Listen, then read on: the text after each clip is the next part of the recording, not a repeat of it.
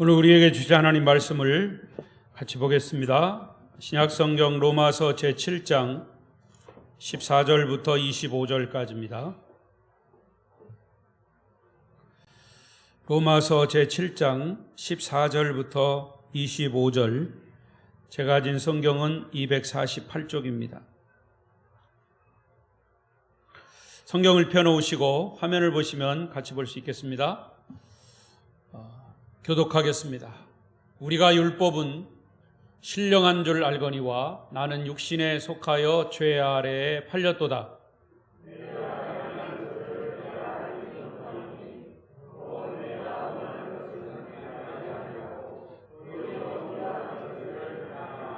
만일 내가 원하지 아니하는 그것을 행하면 내가 이로써 율법이 선한 것을 시인하노니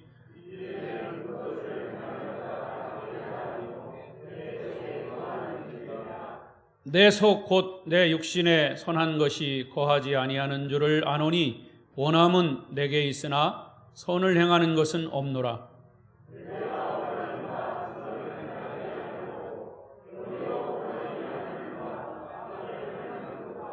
만일 내가 원하지 아니하는 그것을 하면 이를 행하는 자는 내가 아니요 내 속에 거하는 죄니라.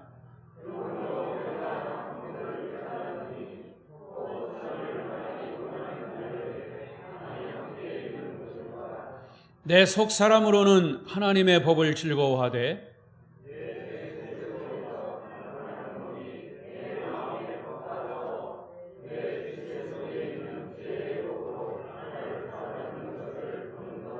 오라 나는 곤고한 사람이로다. 이 사망의 몸에서 누가 나를 건져내랴?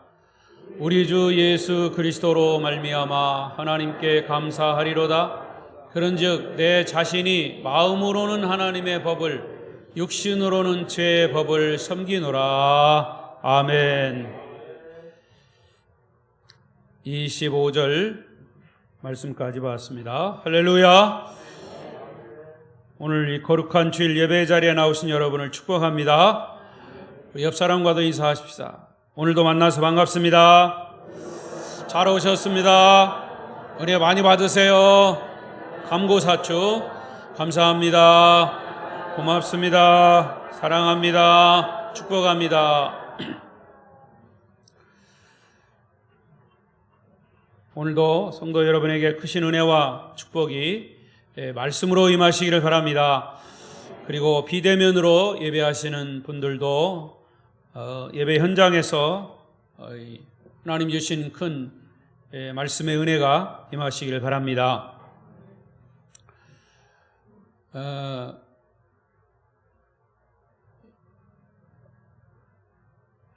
목사가요, 예배를 준비하려면 사실은 일주일 동안 고민하고 기도하고 이렇게 합니다. 그리고 이제 말씀 준비한 걸 가지고 이제 단에 등단하면 굉장히 긴장이 돼요.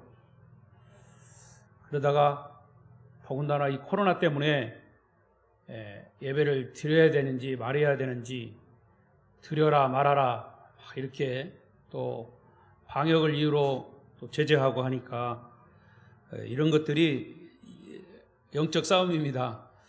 오늘 성경은 본문의 말씀이 영적 싸움에 관한 얘기예요. 그러다 보니까 어떤 때는 글씨도 잘 안 보이고 흐리고 또 막 실수하고 또 그런 긴장함이 항상 있습니다. 그러니까 여러분 그래서 예배 분위기 자체가 여러분도 이렇게 보면 막 긴장할 때가 있어요. 여기서 보면 다 보이죠. 그래서 우리가 하나님께 예배하는 것은 좀 이건 영적인 축제여야 되는데 주위 환경 때문에 그런 것들이 자꾸 제재되고 하니까 우리가 예배 자체도 그냥 잘못하면 때우기식으로 될 수가 있습니다. 2층에 계신 분들이 좀 더울 수 있어요. 조금 에어컨 나옵니까? 안 나와요? 나와요? 네. 네. 오늘 이 말씀에 집중하시고 하나님 은혜가 다시 한번 여러분 가운데 말씀으로 임하시기를 바랍니다. 로마서의 말씀은 계속됩니다. 오늘 말씀의 주제는 나는 곤고한 사람인가 감사하는 사람인가 입니다. 시작. 나는 곤고한 사람인가 감사하는 사람인가. 제가 여러분에게 로마서를 설교하는 것과 또 로마서 백독을 한번 해보십시오라고 자꾸 권유하는 것은 분명한 목적과 이유가 있습니다. 특별히 성경 66권 전체가 다 중요하지만 그 다 중요하다라고 하는 말씀을 내가 고백하고 내 신앙을 간증할 수 있는 그런 가장 핵심적인 뿌리가 뭐냐 하면 복음이에요. 로마서를 계속 설교하는 중요한 목적은 우리 아름다운 교회 성도들이 하나님의 말씀에서 벗어나지 않고 믿음의 본질인 복음의 굳건히 무장되도록 하기 위함입니다.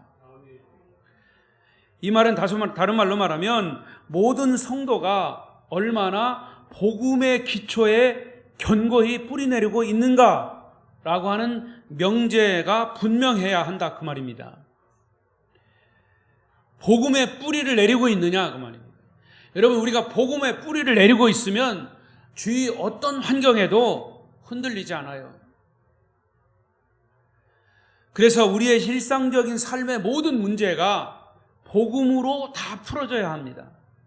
신앙생활은 그런 거예요.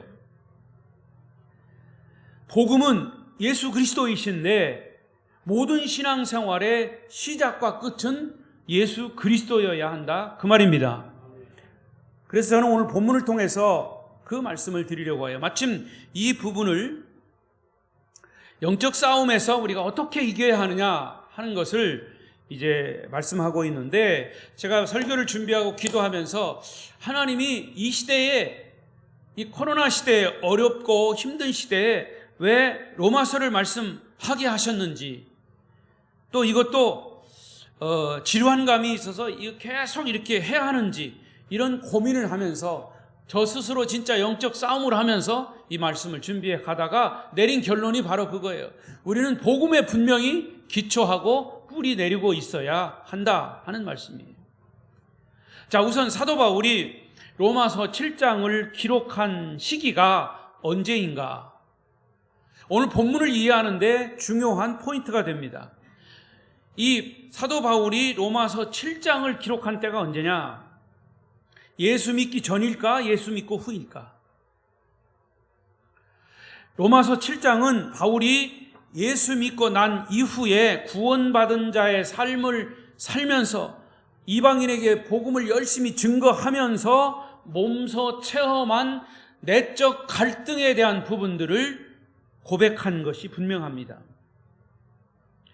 그런데 바울이 이런 내적인 갈등은 바울뿐만이 아니라 신앙생활하는 저와 여러분, 일반 성도들이 실제 신앙생활을 하면서 겪는 그런 갈등이에요.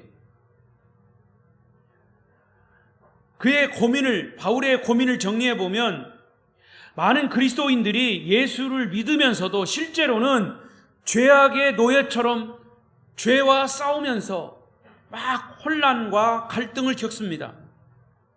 구원의 감격을 체험할 때는 마음의 기쁨과 감격을 정말 이길 수가 없고 그 감격 때문에 나는 옛사람으로 결코 돌아갈 수가 없다 그렇게 결단하지만 그런 결단이 얼마 못 가서 다시 죄의 유혹이 다시 살아나고 죽었다고 생각한 나의 옛사람, 거친 성격, 교만, 질투, 원망, 불평 등등이 우리가 삶을 살아가면서 순간순간 살아나는 것을 경험합니다.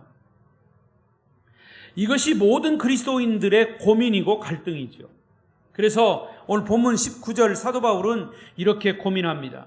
고백합니다. 19절 보십시다. 19절 시작. 내가 원하는 바 선은 행하지 아니하고 도리어 원하지 아니하는 바 악을 행하는도다. 누가 그랬다는 거예요? 바울이요. 언제 그랬다는 거예요? 예수 믿고 난 후에. 바울도 이런 고민을 했다는 거예요. 내가 선은 원하지만 선은 하지 않고 원하지 않는 악을 행하고 있었다는 거예요. 누가 그랬다고요? 바울이 그랬다. 근데 이 바울의 고민이 여러분의 고민일 수도 있다 그 말입니다. 그래서 성 어거스틴은 이 부분을 해석할 때 이런 얘기를 했습니다. 그리스도인이 중생한 이후에도 마음속에는 선과 악이 싸우는 전쟁터다 그랬어요. 우리 마음에는 선과 악이 싸우는 전쟁터예요. 이런 영적인 갈등, 이런 고민은 저와 여러분에게도 계속되는 거예요.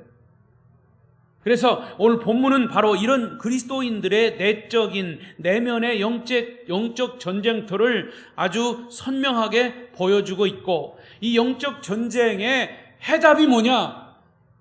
그것을 말씀하고 있어요. 자, 18절, 19절을 다시 보겠습니다. 18절, 19절 시작. 내 속 곧 내 육신에 선한 것이 거하지 아니하는 줄을 아노니 원함은 내게 있으나 선을 행하는 것은 없노라. 내가 원하는 바 선은 행하지 아니하고 도리어 원하지 아니하는 바 악을 행하는도다. 자, 이것이 바로 우리 내면의 영적 갈등이에요. 내 육신에 선한 것이지 선한 것이 거하지 아니하는 줄 안, 내 육신 속에는 선한 것이 거하지 않는다는 거예요. 있기는 있지만 악이 이겨가지고 선을 행하고 싶지만 악을 행하고 있고, 악은 행하면 안 된다 이렇게 하면서도 나는 선을 행하고 있고, 그런 갈등이 계속 싸우고 있다는 거죠. 본문에서 사도 바울이 그의 내적인 영적 갈등을 가장 잘 표현한 이제 말씀이 24절이에요. 또 말씀드리겠지만 24절 읽어보십시다. 24절 시작. 오라 나는 곤고한 사람이로다. 이 사망의 몸에서 누가 나를 건져내라. 오라 나는 곤고한 사람이래. 왜? 내 속에 영적인 그런 갈등, 악과 선의 갈등이 계속 일어나고 있기 때문에 정말 힘든다는 거예요. 이 고백은 사도 바울의 영적 전쟁의 그 현장 절규이면서 우리 그리스도인들이 구원받고 거듭났음에도 불구하고 아직도 우리의 삶 속에서 계속되는 내면의 영적 전쟁의 모습을 표현한 거죠. 저도 이 말씀에 전적으로 동의합니다. 그러면 이 전쟁터에서 승리하기 위해서 우리 그리스도인들은 무엇을 해야 할까? 오늘 본문이 그 답을 주고 있습니다. 첫째는 먼저 하나님의 법, 율법의 기능을 알아야 합니다. 많은 사람들은요, 부도덕하게 살고 있는 이유를 도덕을 알지 못하기 때문이라고 생각합니다. 그래서 그 해결책으로 도덕 시간을 마련해가지고 도덕을 열심히 가르치고 윤리를 열심히 가르치고 법을 열심히 가르치면 도덕적으로 산다고 생각합니다. 물론 틀린 말은 아니에요. 그런데 사실은 도덕 열심히 배웠습니다. 윤리도 열심히 배웠습니다. 그런데 도덕적으로 삽니까? 윤리적으로 살아요? 그렇게 잘 안 돼요. 또 기독교의 역사는 사람들의 내면의 변화, 영적 부흥이 일어났을 때 놀라운 변화가 일어나요. 사람들이 하나님의 영광을 체험하고 하나님의 깊은 사랑을 발견하기 시작했을 때 도덕을 배우지 않아도, 윤리를 강조하지 않아도 그들의 삶이 변화되고 새로워지고 개인과 사회 속에 놀라운 변화가 일어났던 그런 사례들을 우리는 볼 수 있습니다. 그렇게 하나님의 사랑과 하나님과 우리들의 관계를 강조함에도 불구하고 율법을 또 얘기하는 이유가 뭐냐? 율법의 기능이 무엇인지를 알아야 하기 때문이에요. 하나님이 왜 우리에게 하나님의 법인 율법을 주셨어요? 오늘 본문의 7절을 보십시다. 7장 7절 시작. 그런즉 우리가 무슨 말을 하리요? 율법이 죄냐? 그럴 수 없느니라. 율법으로 말미암지 않고는 내가 죄를 알지 못하였다. 자, 이 말은 율법으로 아니하고는 죄를 알지 못했다. 율법을 모르고는 죄가 죄인지를 모른다는 얘기예요. 그러면서 13절까지 쭉 보면 거기에 10계명, 율법 중에도 가장 민감한 10계명을 예로 들고 있는데 제1계명이 뭐냐? 나 외에 다른 신을 섬기지 말라. 제2계명은 너를 위하여 우상을 만들지 말라. 이 말은 하나님 외에 다른 것을 섬기면 우상을 숭배하는 것이다. 우리는 그것을 분명히 알 수가 있어요. 하나님, 저는 우상 숭배한 일이 없어요. 그러니까 율법을 잘 지켰습니다. 나는 하나님밖에 섬길 대상이 없어요. 이건 말이 돼요.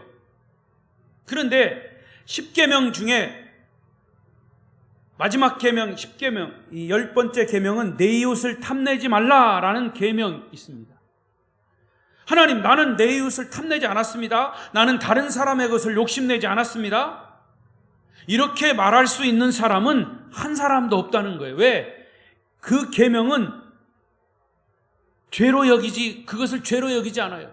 자, 마음속에 내 이웃 것을 탐냈어요. 그렇다고 훔치지 않았어요. 그러면 그게 죄입니까? 죄 아니죠. 그러나 율법은 그것을 죄라고 얘기합니다. 욕심만 내도 죄예요. 지나가는 남자, 지나가는 여자에게 음욕만 품어도 그것도 죄라고 성경은 얘기합니다. 마치 우리가 운전을 할 때 노란 중앙선은 그 선을 침범하지 말라고 선을 그어놓은 거예요. 경고를 하는 겁니다. 교통법규예요. 그 노란 선이 없으면 중앙선을 침범하고도 잘못했다는 생각을 하지 않아요. 하지만 우리는 그 중앙선은 넘지 말아야 한다는 법을 알기 때문에 그 선을 넘었을 때 내가 잘못했구나 하는 것을 알게 된다 그 말이에요.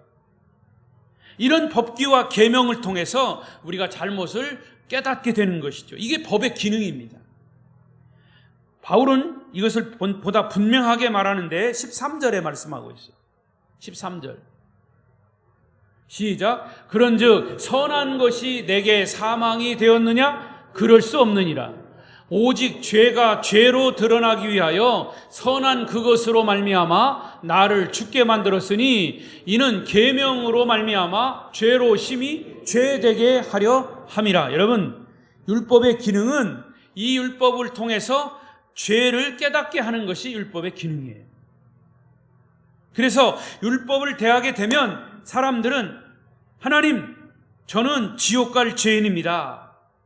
말씀 앞에서 아무리 봐도 나는 그 말씀을 어긴 죄인에 불과한 거예요. 이렇게 고백할 수밖에 없다는 거지. 그래서 로마서 9절에 7장 9절에서 아주 실감나게 표현한 것입니다. 또 읽습니다. 시작. 전에 율법을 깨닫지 못했을 때에는 내가 살았더니 계명이 이름에 죄는 살아나고 나는 죽었도다. 바울이 율법을 몰랐을 때는 죄를 죄인 줄도 모르고 그냥 진 거예요. 그래서 그때는 자기가 살아 있었어요. 그런데 율법 앞에 딱 서보니까 자기가 죄인인 것을 알았어요. 그래서 율법은 살아나고 자기는 죄인인 거예요.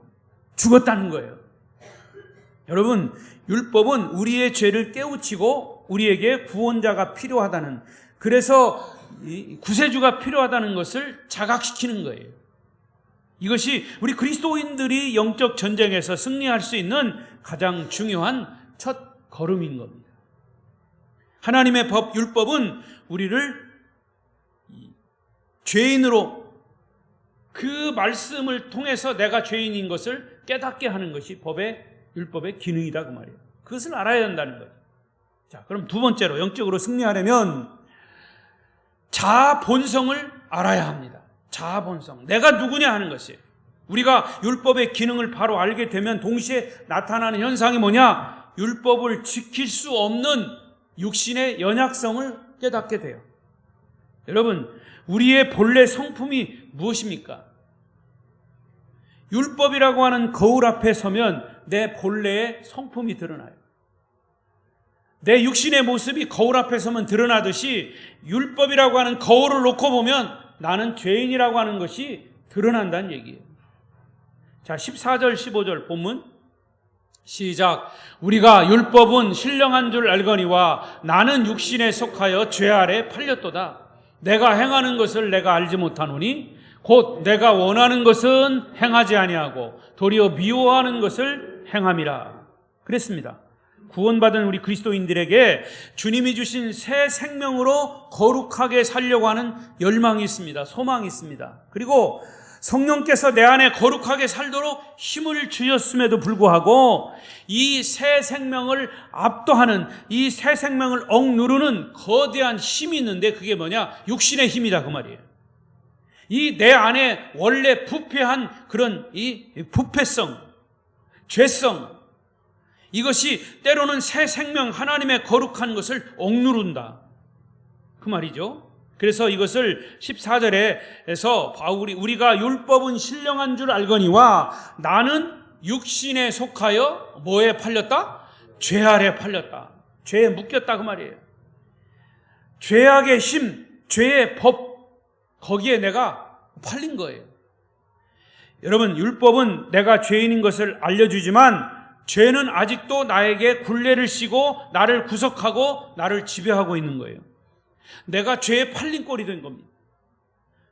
내 본성이 거기서 드러나는 거예요. 그래서 우리가 바울처럼 권고하는 겁니다. 죄의 법과 내 마음속에 새롭게 들어온 하나님의 법이 충돌하는 겁니다. 그것을 내 속에서 일어나는 영적 싸움, 영적 전쟁이라고 합니다. 여러분, 예수 믿고 그리스도인으로 산다는 것은 이 말씀, 복음을 바로 깨닫고 보면 믿지 않는 불신자들보다 더 심각하고 더 본질적인 내면의 갈등을 겪고 있는 것이 사실이에요. 불신자들에게도 양심이 있기 때문에 양심의 갈등이 있어요. 그러나 예수를 믿고 난 후에 죄 때문에 겪는 갈등은 양심의 갈등과는 비교될 수가 없어요. 본질적으로 다른 거예요. 인간의 타락한 양심은 어느 정도 자기의 죄를 합리화시킵니다. 그것은 바리새인들도 그랬어요. 바리새인들이 죄를 지으니까 주님이 책망하셨어요. 그 책망하는 소리도 안 들어요. 그래서 바리새인들을 보고 뭐라고 그랬어요? 회칠한 무덤과 같다고 그랬어요. 무덤에다가 회를 칠해보세요. 그 무덤 속에 뭐가 있습니까? 냄새나는 송장이 있어요. 썩은 송장이에요. 그런데 거기다가 아무리 회를 발라봐도 그건 소용없는 거다 그 말이에요. 인간의 타락한 양심은 자기의 죄를 합리화시켜요. 그래서 양심에 조금 거리끼는 일을 하고도 무시하고 그냥 지나칩니다. 그런 사람을 뭐라고 그래요? 양심에 화인 맞았다고 그래요. 화인 맞았다. 양심에 화인 맞으면, 불로 화인을 맞으면 그 양심이 죽어버렸기 때문에 양심이 살아나지 않아요. 그래서 죄를 져도 양심이 꺼리낌이 없어요.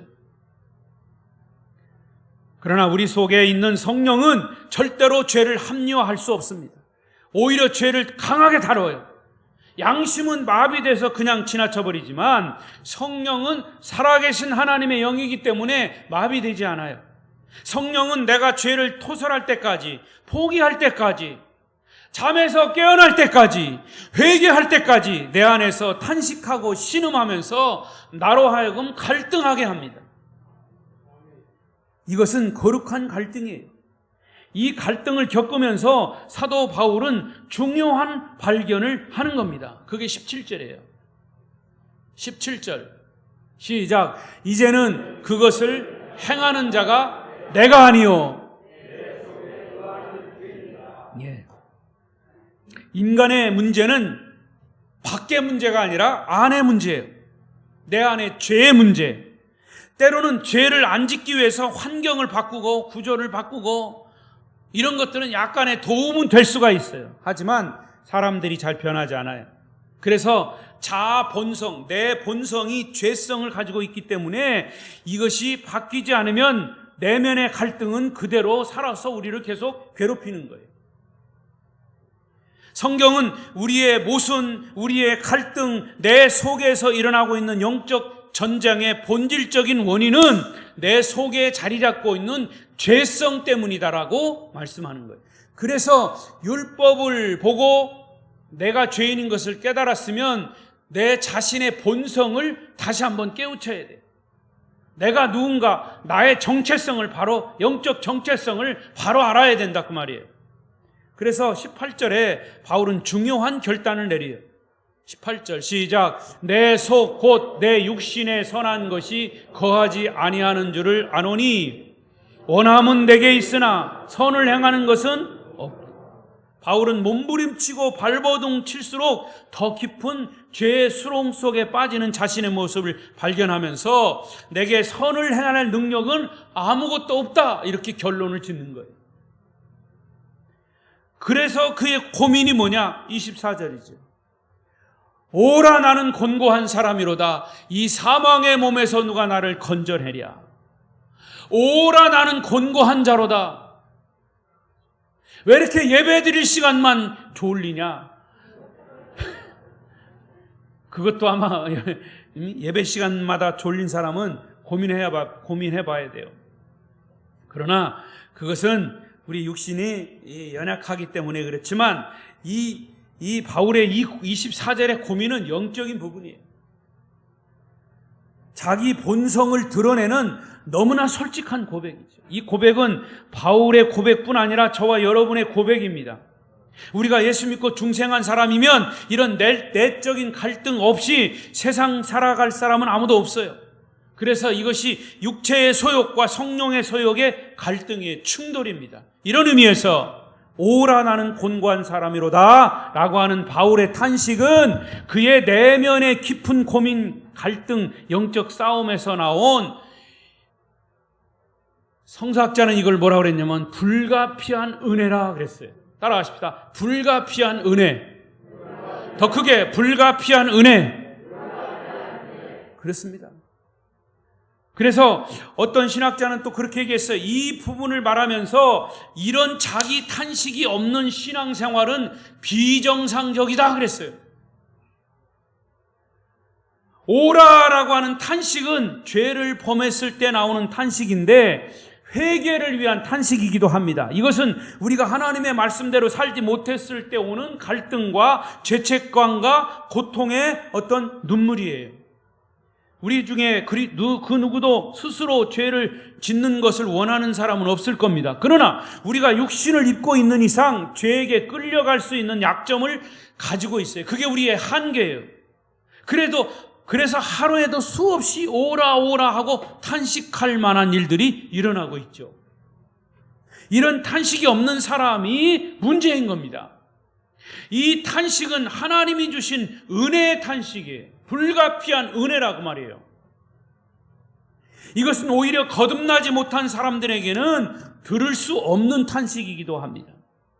하나님의 거룩하심을 깊이 깨달으면 깨달을수록 자기 안에 있는 더러움과 모순이 크게 보이기 때문에 터져나올 수밖에 없는 그런 탄식인 거예요. 그런 의미에서 이 오라의 탄식은 은혜입니다. 하나님의 자녀들에게, 신앙생활하는 사람들에게는 반드시 있어야 할 탄식이에요.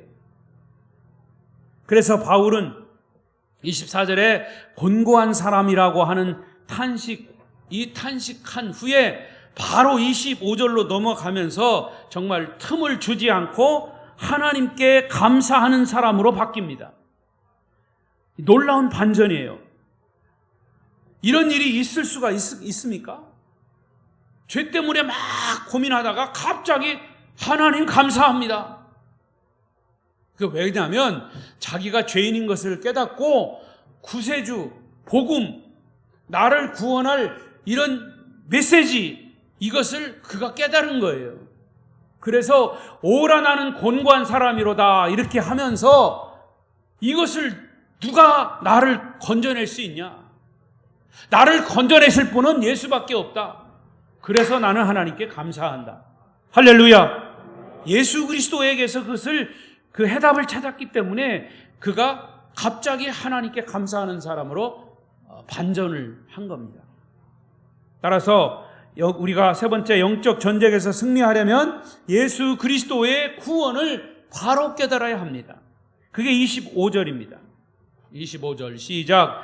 우리 주 예수 그리스도로 말미암아 하나님께 감사하리로다. 그런즉 내 자신이 마음으로는 하나님의 법을, 육신으로는 죄의 법을 섬기노라. 만약 25절에 고백이 없었다면 로마서 7장은 그냥 비극으로 끝나는 거예요. 아니, 우리는 성경을 만나지 못했을 거예요. 아니, 복음을 만나지 못했을 거예요. 그냥 오라 나는 곤고한 사람이로다라고 탄식만 하고 있었을 겁니다. 그런데 예수 믿고 구원받은 사람이 그렇게 탄식만 하고 눈물만 질질 짜고 있으면 되겠냐.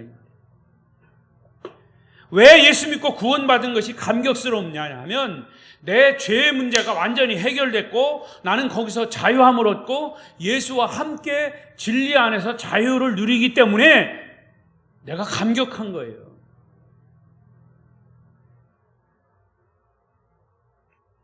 이게 여기와 연관이 되는지 모르겠습니다만은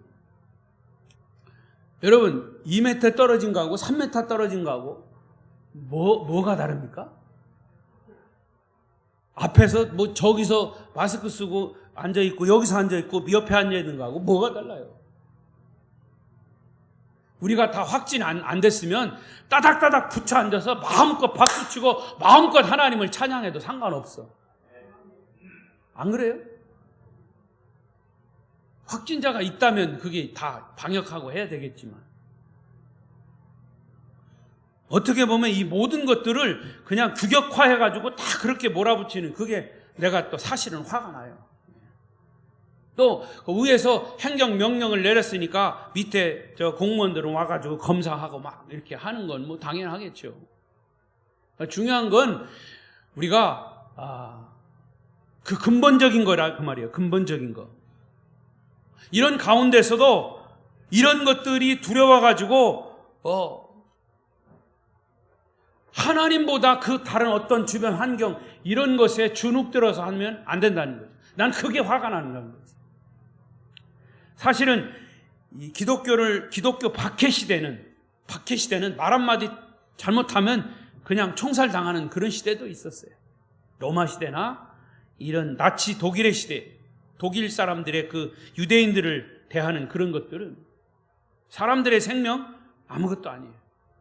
그러나 그 가운데서도 하나님을 믿는 그런 복음, 내가 육신에 목에 칼이 들어오고 내가 칼을 맞고 총을 맞아도 하나님을 섬기는 그 믿음만큼은 내가 흔들리지 않겠다라고 하는 것.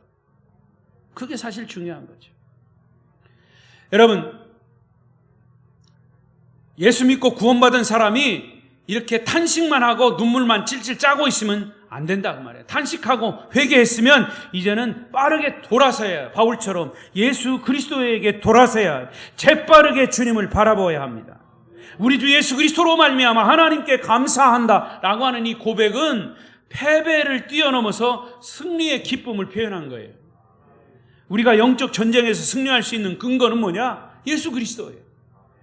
이 예수님을 통해서 어떻게 구체적으로 나의 내면의 죄악과의 전쟁에서 승리할 수 있느냐? 그것은 이제 구체적인 방법은 8장에 나옵니다. 기대하시라. 8장 곧 나옵니다. 그러나 로마서 7장은 영적 승리의 근거를 제시하는데 그 근거가 뭐냐? 바로 예수 그리스도로 말미암는 구원. 결론은 예수 그리스도예요. 의외로 간단한 것처럼 보이지만 사실은 이 결론에 이르기까지 이 과정이 그렇게 바울도 만만치 않았어요. 그렇다면 저나 여러분도 만만치 않아야 돼요. 네? 교회 가면 맨날 예수만 얘기하고 복음만 얘기한다. 당연한 거 아닙니까? 그런데 그 과정 속에서 내가 예수가 제일이다라고 하는 이 성경적 최고의 가치관이 서기까지는 많은 고민과 많은 갈등과 많은 어떤 박해와 때로는 협박과 이런 주변 환경 이런 것 때문에 내 신앙이 거기에 뿌리 내리지 않으면 복음에 뿌리 내리지 않으면 얼마든지 벗어날 수 있고 거기서 흔들릴 수 있다 그 말이죠. 여러분 예루살렘 초대교회의 최초의 신학은 초대교회 예루살렘 교회 그리스도인들이 모여서 드리는 예배 속에 그 모두가 다 있었어요.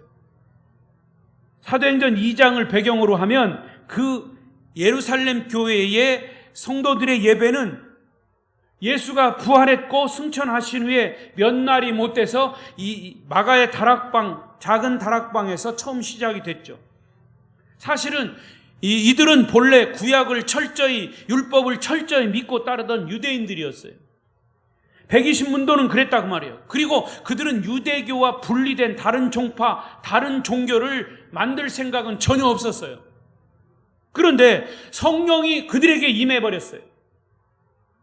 그리고 하나님 앞에 예배하는 그리스도인들의 최초의 이 예배가 바로 예배의 대상이 누구냐? 예수 그리스도였다고 말이에요. 예수 그리스도가 그들의 복음이었고 그들의 구원이었고 그들의 신학이었어요. 그래서 초대교회 성도들은 철저하게 예수 그리스도 중심적인 신학이고 그것이 신앙이었고 구원의 뿌리였습니다. 그러니까 결론은 뭐냐? 복음과 구원은 only Jesus, 오직 예수예요. 오늘 바울이 25절에서 고백한 신앙 고백과 일치한 거예요. 오라 나는 곤고한 사람이로다. 이 사망의 몸에서 누가 나를 건져내랴 탄식하고 회개했으면 이제 한눈 팔지 말고 누가 건져낼 것인가? 예수가 건져낸다. 그거를 알았기 때문에 곧바로 주님께 자기의 모든 것을 고백한 거예요. 우리 주 예수 그리스도로 말미암아 나는 하나님께 감사하노라. 여기 읽어보십시다. 시작. 우리 주 예수 그리스도로 말미암아 하나님께 감사하리라. 할렐루야. 이 고백의 의미는 패배를 넘어서 승리를 선포하는 말이에요. 요즘 일본에서 이 올림픽이 열리죠. 제가 굉장히 감동적인 부분이 하나 있었어요. 물론 다 보지는 못하지만 제가 유도를 보다가 우리나라 선수하고 일본 선수하고 유도 그 경기가 있었는데 우리나라 선수가 졌어요. 그런데 지고 나서 서로 인사하잖아요. 서로 이제 인사하고 가서 또 이제 서로 이렇게 격려하고 하는데 서로 격려하는 상황에서 우리나라 선수가 일본 선수의 오른손을 딱 들어주더라고요. 거의 그런 거 없어요. 내가 패배했으면 그냥 인사하고 끝나죠. 근데 왜 저렇게 했을까라고 순간적으로 생각하다가 여러분 특히 우리 일본하고 우리와의 그런 감정이 있잖아요. 근데 우리가 일본하고 뭐든지 하면 바로 이겨야 된다 이런 게 있는데 졌단 말이죠. 일본이 유도의 종주국이에요. 그래서 일본은요 이번에 특히 유도 종목에서는 전 종목 석권 이게 그들의 목표였다는 거예요. 전 종목 석권은 못했는데 어쨌든 우리나라 선수가 졌어요. 근데 가서 일본 선수의 손을 딱 들어주더라고요. 그건 뭐냐? 나는 패배를 그대로 인정하고 너 잘했다 이거예요. 너 잘했다. 제가 그걸 보고 나서 말씀을 준비하다가 이 부분에 딱 그 생각이 났어요. 여러분 바울이요 오라 나는 곤고한 사람이다. 나는 죄에서 왜 이렇게 나도 이렇게 죄에게 지냐? 그 죄에 대한 패배를 인정했어요. 그러나 곧바로 나를 구원할 분은 예수 그리스도다. 예수 그리스도가 그 죄를 이기셨다. 그 죄를 위해서 죽으셨고 부활하셨기 때문에 그 죄를 이기신 분이다. 나는 그를 믿는 자고 그를 증거하는 자다 하면서 예수 그리스도의 손을 번쩍 들은 거예요. 반대로 예수 그리스도가 바울의 손을 들어주신 거죠. 할렐루야! 그 생각이 났어요. 여러분, 지금 여러분은 곤고한 사람입니까? 감사하는 사람입니까? 대답은 여러분 자신이 하십시오. 저는 복음을 다시 정리함으로 오늘 말씀을 마무리하겠습니다. 여러분 복음이 무엇입니까? 복음은 예수 그리스도예요. 그 예수님은 나의 구세주시다 이렇게 얘기합니다. 구세주. 거기에 구라고 하는 말은 구원자라 그만 뜻이에요. My Savior, 구원자예요. 그리고 주는 누구예요? 나의 주인이다 그 말입니다. My Lord예요. My Lord. 가운데 세는 뭐예요? 세상 세자예요. 세계의 세자. 그러니까 세상의 구원자이면서 나의 주인이시다 그 말이에요. 세상에 나를 구원하셨다면 그 다음에 그분은 나의 주인이 되신다 그 말이에요. 이게 구세주의 뜻이에요. 그러니까 예수 그리스도는 나의 구원자예요. 무엇을 근거한? 나의 죄를 위해 십자가에서 죽으시고 부활하신 분이라 그 말이에요. 그래서 구원자라 그 말이에요. 그리고 나의 주인이라는 말은 이제 나는 어떤 그냥 집주인이 아니고 어떤 단체의 대표 정도가 아니라 내 인생의 주인, 내 인생을 다스릴 왕이라는 뜻이에요. 그래서 그래서 내 인생의 모든 문제는 예수 그리스도로 시작해서 예수 그리스도로 끝나면 모든 문제는 다 풀린 거예요. 모든 인생의 문제, 여러분의 인생의 모든 문제의 해답은 예수 그리스도이십니다. 그래서 예수님은 나에게 복음인 거예요. 복음은 진리예요. 진리는 어떤 논란의 대상이 되지 않습니다. 진리는 오직 진리일 뿐이에요. 여러분은 아직도 곤고한 사람입니까? 아니면 감사하는 사람입니까? 주님은 우리의 삶의 주인이십니다. 우리의 삶의 왕이십니다. 그래서 주님은 우리의 찬양을 받으실 분이시고 예배를 받으실 분이시고 우리의 소망이 되시는 것입니다. 주님 안에서 행복을 누리는 저와 여러분 되시기를 축원합니다. 승리하는 저와 여러분 되시기를 바랍니다. 기도하십시다.